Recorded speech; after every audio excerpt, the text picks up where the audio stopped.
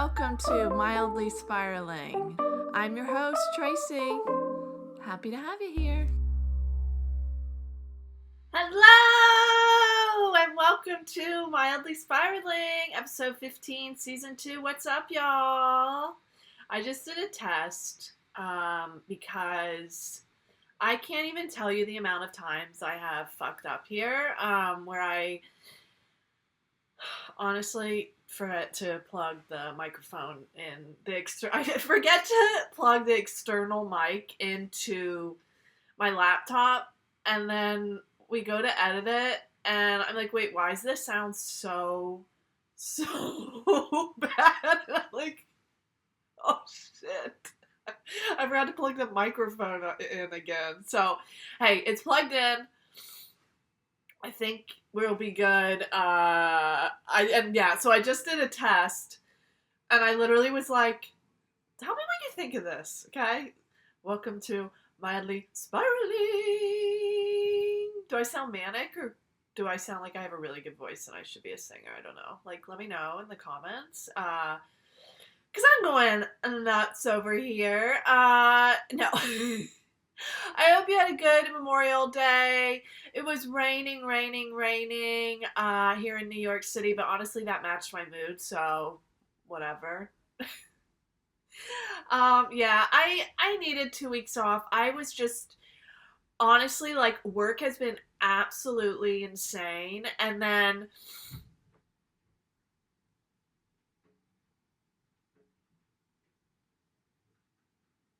I'm sorry, I had to just did the longest pause because there's a huge boom above me.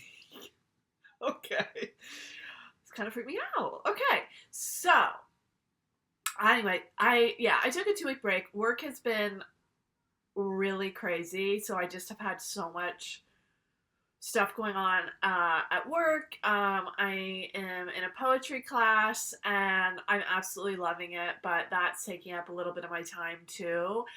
And then obviously I did an embryo transfer, and I was in my 2-week wait, and I was just trying to cut back on things and trying to rest and sleep a lot. And so that's what I did. Honestly, I also didn't feel well last week at all. So I don't think I don't think that you would have wanted to listen to me, because I barely had a voice, and my stomach was just really hurting me. Okay, so I'll fill you in, y'all.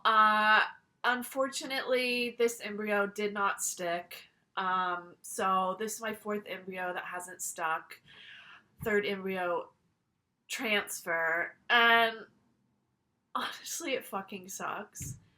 When I first started this whole thing, I thought, oh, it'll get easier with time. But then easier as I go and I get more used to the process. But no, it has, honestly, every failure just stings a little bit more now, because it's like, okay, we have to do this again. So now I don't have any embryos left. So I'm doing a retrieval. I'm already in the books for retrieval in August and then October.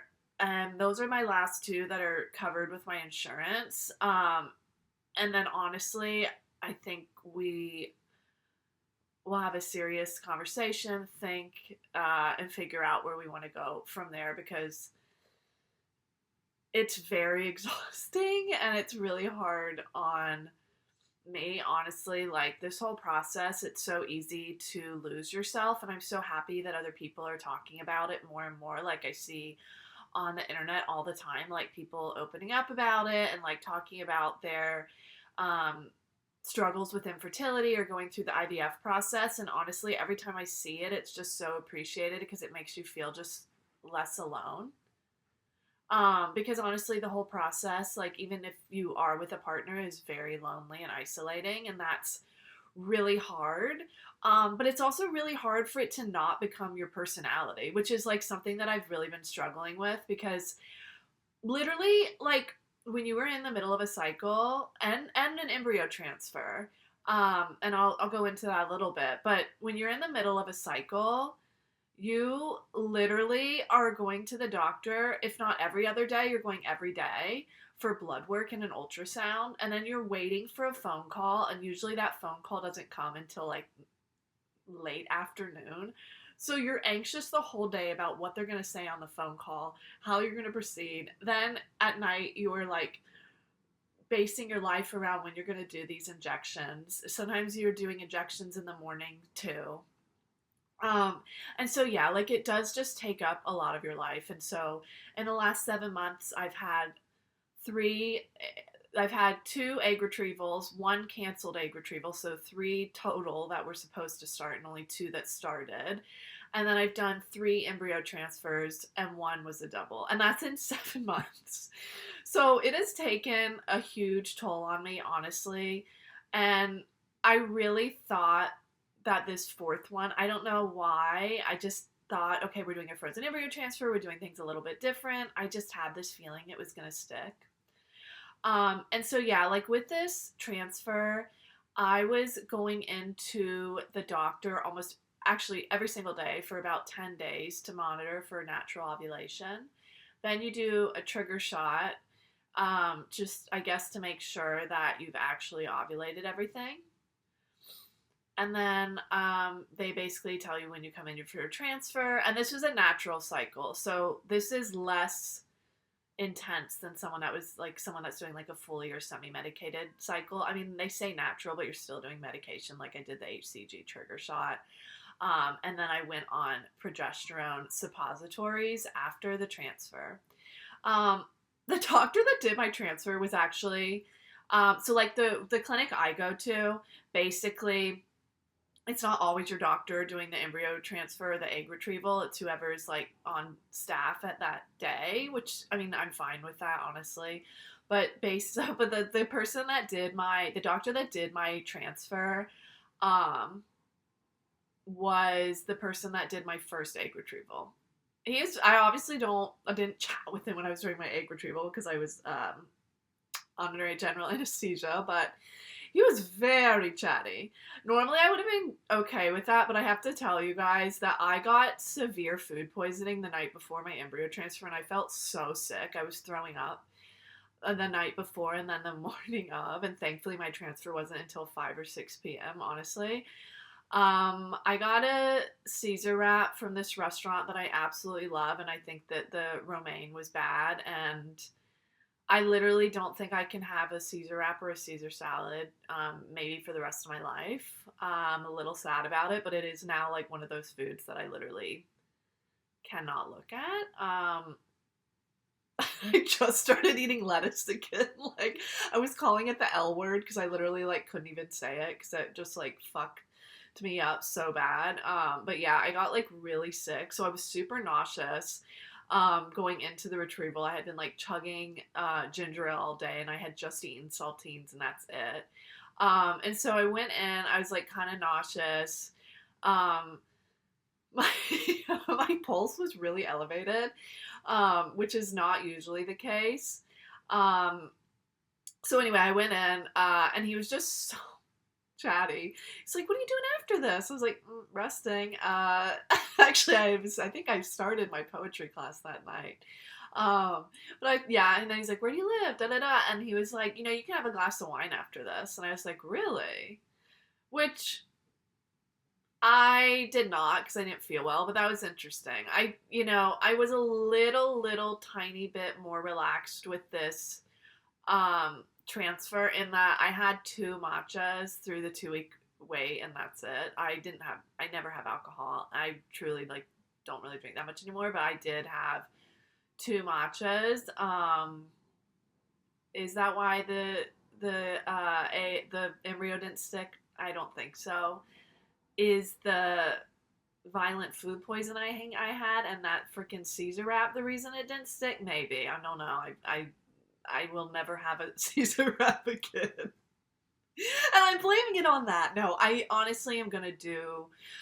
So I have some time in between now. I have all of June, and then July I'll start estrogen priming, and then not doing retrieval till August. So I kind of have like a month and a half off. And I am very, obviously I wish I was pregnant. And at this point now I'm realizing I won't be pregnant till I'm 40 for sure. Like I won't, no, sorry. I don't think I will have a baby if I have a baby because it's a very big if. Um, Honestly, that really scares me too, just to be vulnerable. Like, I always get 4 eggs. I've had 2 retrievals, gotten 4 eggs each time. That's 8. 4 embryos out of those 8. None of them stuck. I have 2 more retrievals left. What if the same thing happens? Like, that's like really scary to me. But I'm trying not to think about it. I'm doing all my supplements again already, which is like very triggering. And I even added in some, and I'm gonna try and be healthy and get to the bottom of why these embryos aren't sticking. But yeah, we're gonna do BGTA testing this time, and then also probably do some investigating into my uterus and see what's up in there. So those are 2 things like we're gonna do. But yeah, I mean, it is really scary. And I'm trying not to like put timelines on things, but the most important thing is to get my eggs out. So that's set August and October. Hopefully it's not my birthday in October, but if it is, I'll just have my birthday late. I am precious about some birthdays, but not all of them. It does mean, because I was planning to have, when I turned 40, my big 40th birthday in Greece, and I wanted to do like a big thing, but now I don't. I need to stop with this thinking ahead shit, I think. I'm trying to do that, but yeah, like I'm like, is that going to happen? I don't know. So, segueing. WTFAEDTS. What the fuck are we doing this summer? I just made up that acronym. What are we doing this summer, y'all? Help me out. I don't know. Now that I have the summer off, I obviously am going to try and take care of myself, move, eat healthy, low inflammation, take my vitamins, all that shit. But first of all, I said if this embryo transfer doesn't work, I want a cocktail and a cigarette, and I have not done that yet. My dog just came in here, and I'm telling her, come on up. Oh, if you're watching the YouTube, if you're watching the YouTube, so you're climbing up on a pillow right now. Oh my god, she's going to be in the background. It's going to be very cute. Oh my goodness. Anyway, I was like, I'm going to have a cocktail and a cigarette, and I haven't had a cigarette in 2 years, actually. Like, I haven't had a cigarette in 2 years, and I was just like, this is the time. The last time I had a cigarette, I was in Tuscany. And holy shit, is there anything better than an Aperol Spritz and a cigarette in Tuscany? I don't think so. But I've got to figure it out. I'm not going to go to Italy this summer, I don't think, unless someone surprises me. Listeners would love a surprise. Here's my thoughts. I might go to Paris. I'm not sure yet. I might do a solo trip to Paris. That might happen. I will let you know if it does. And then I am going to my mom's house in Georgia for 2 weeks. So I'm going to do basically 2 weeks there. 1 week I will be working. And the second week I will be not working. So I'm going to like chill and relax. And like my mom's neighborhood is like very like you can walk around and like chill. So like I will be doing that. But I also, and that's going to be the end of June, beginning of July. Patrick's like gone a lot. So I think I'm going to go to Paris. I'm also contemplating, because like I'm contemplating doing a weekend of basically just eating at vegan restaurants in either Montreal or Toronto. So if you are a Canada listener, and I know that I have some, what city is better for vegan eats, Montreal or Toronto? Let me know what your thoughts are. I feel like Toronto is better, but I've been to Montreal like a million times, so I'm just more familiar with the city. But I don't know. I'm thinking of doing that. So those are things on the docket potentially. Um, I think I'm going to LA in September. So if you're an LA listener, surprise, surprise, you might see me. I'm trying to, so that'll be in September, and then that'll be like between my retrievals, so I'll probably be estrogen patching, but like whatever. Uh, I've never had a drink on estrogen patches before, but I think that you can. So like if you want to get a drink, I'll be in LA for a little bit. So yeah, I've got a lot going on, and honestly, I kind of need to just to keep myself sane. But I've also been like just so tuned in with the world lately, like with my poetry class and stuff. And so, like, not to be like woo woo crazy, like whatever, but I've been so tuned in with the world. And like, what does that mean? I'm just noticing things. And I think that's nice. I need to be out of my body a little bit because I feel so like not in control of my body a lot of the times. That's another thing. And then I will get into my loves and spirals. But that's another thing about IVF and infertility drugs is in the last 7 months I have been pumping myself with hormones. There's barely been a week where I haven't been on medication, whether that be estrogen patches, like the whole like follistatin menopause routine, whether that be progesterone. I have been like literally from the beginning of November through the end of May, basically, I have been pumping myself with hormones, and my body is always bloated. Nothing fits me right now. And I don't feel like great in it. So I'm trying to like just kind of also get in touch with that, but like it's hard. And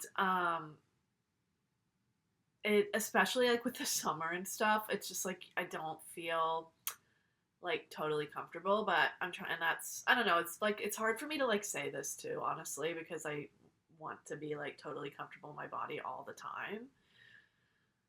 But like aside from like pumping myself with hormones, I've literally struggled with an eating disorder and body dysmorphia since I was like 11, like so young. And so it's just hard. And then when you look in the mirror and you're like, who the hell is that? It can be hard.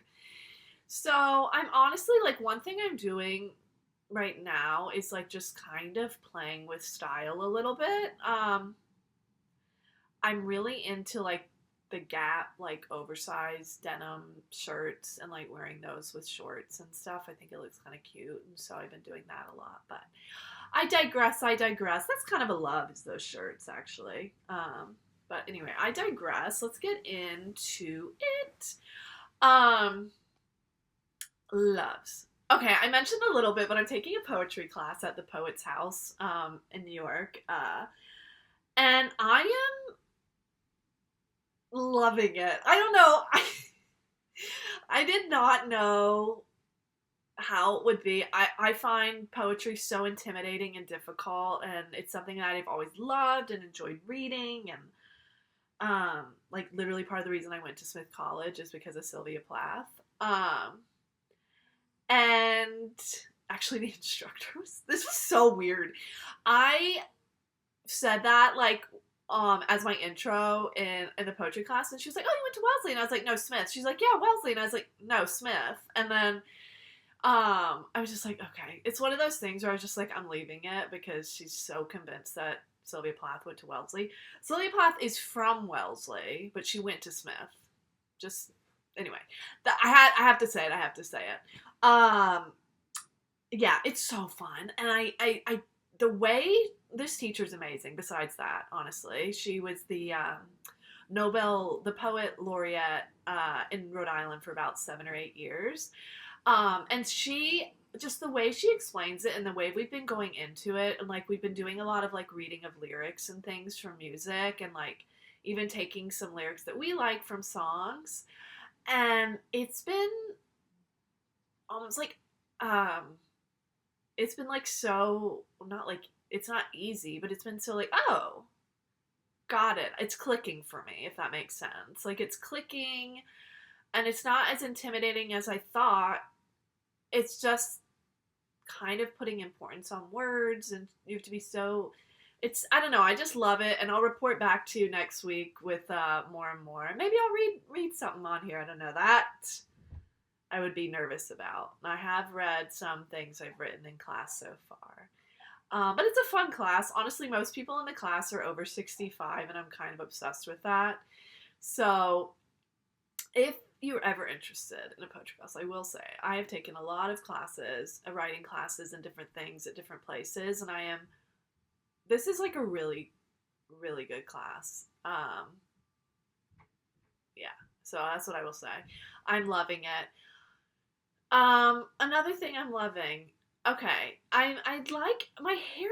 Feel like my hair is like in kind of a good place right now. But here's what I'm gonna tell you, and I need to know. I was doing like, I'm basically fishing for information here. I was doing balayage, blonde highlights for the last 3 years. And then in like December-ish, I stopped doing them. Kind of like the maintenance and everything, honestly, I just didn't really want to do it anymore. And I also felt like it was damaging my hair. And as I get older and I've got grays coming in and the blonde was hard. And so I kind of stopped doing it. And now my hair is just kind of my natural color. And I just get like touch-ups on the roots and stuff. But I don't dye like literally the ends at all.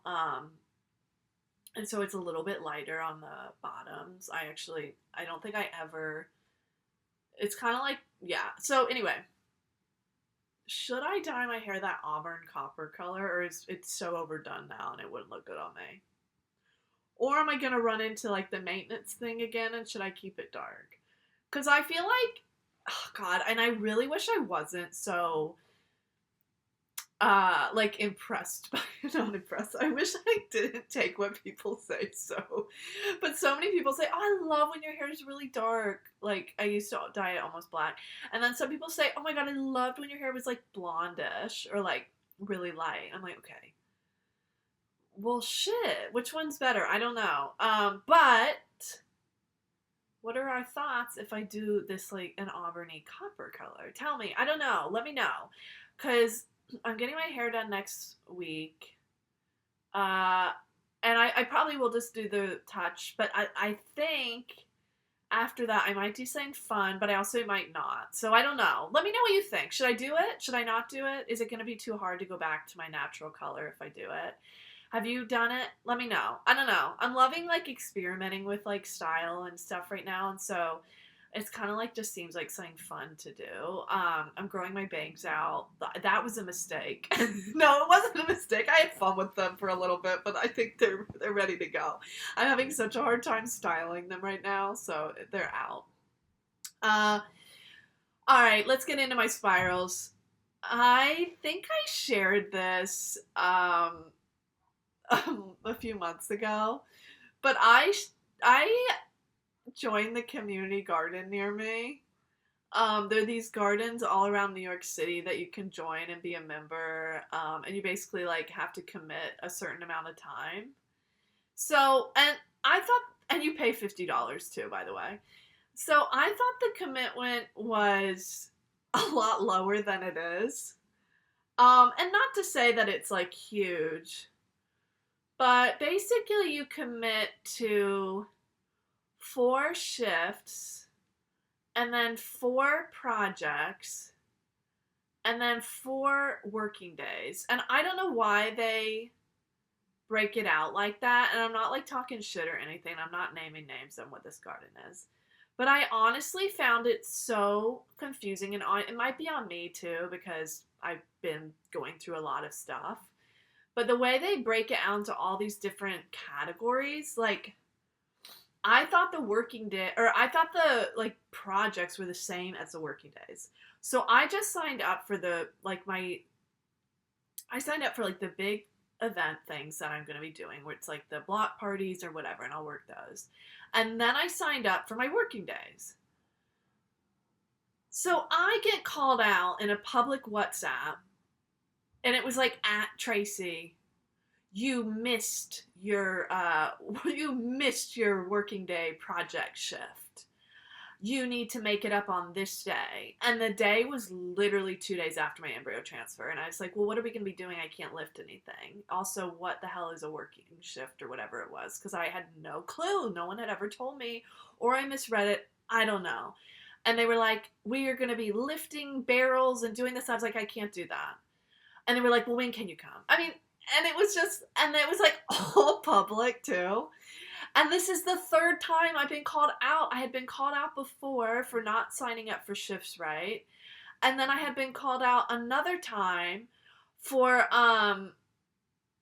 what did I do? Oh, again, for like not signing up correctly, even though I had been signed up. And so then I just like was like, my name's right there. But like they sent, like, I have to go work there later today, and I am so scared. I'm like really nervous about it, and I don't know if I want to be a member anymore. So I'm going to go work today. I'll see how it goes. I have to fill the rain barrels from the fire hydrants, and I just like hope to fucking God someone else is there to help me, because I've never done this before. And every time I've gone, someone's already there, and so I don't know the password to even get in, so I'm like hoping it's open. So like I have to go there, and I'm scared, and I'm spiraling, and I don't know, if today is shit, I think I have to leave, because first of all, I don't like being called out in like a public WhatsApp group like multiple times that I'm doing shit wrong. And I'm sure other people don't notice, but I'm like, okay, why am I the only one not getting this? Like I feel like so dumb or something. Like, why can I not understand this and everybody else does? I don't know. Like, I don't know. It's just like not fun. And I thought it would be like a fun thing to do and like meet people and be part of the community, because I'm trying to be part of the community more. But like the communication is just getting me, and it's starting to feel like a part-time job, and I do not need that. So we'll see. I will have made my decision by next week. So next week I'll let you know if I've quit this thing, because I don't know, maybe today I'll have a great day at the garden, but like it's doubtful. We'll see. Yeah, so another spiral. I'm sad. I loved the show Hacks. The finale was on Thursday. Oh, it was so good. It was so good. It was so good. I'm just like hoping for a Kayla and Jimmy spinoff. Like, I will cry if there is one. Like, that was the timeline I was like hooked on, you know? But it was so good. Oh my god. Oh my god. The episode with Cherry Jones and Leslie Bibb. Like, are you kidding me? If you haven't watched this last season, like, you have to watch it. It's just so freaking good. Yeah, I'm sad it's over. I'll probably rewatch it from the very beginning. Although this last season was my favorite, because I like when they're getting along, and this last season they were getting along, which is great. I also, my big day yesterday, Saturday night, this new like pick and mix candy place opened up near me, and so I went and got candy, and then I finished Rooster. I liked that show. I'm excited there's a season 2. So I don't know. Now I'm kind of like tuned off on TV, and I don't know. Maybe I'll get another hobby. No, I have a lot of hobbies. Do I have too many hobbies? Let me know if you have a strong opinion whether I have too many hobbies or not. I'd love to know. Yeah, so that's what I've been up to. Lots going on. I'm so excited to be back on the pod. It's just so fun for me, and I always appreciate y'all listening. I hope you have a great summer, hags. Have a great summer. Love y'all. Bye. That's my podcast.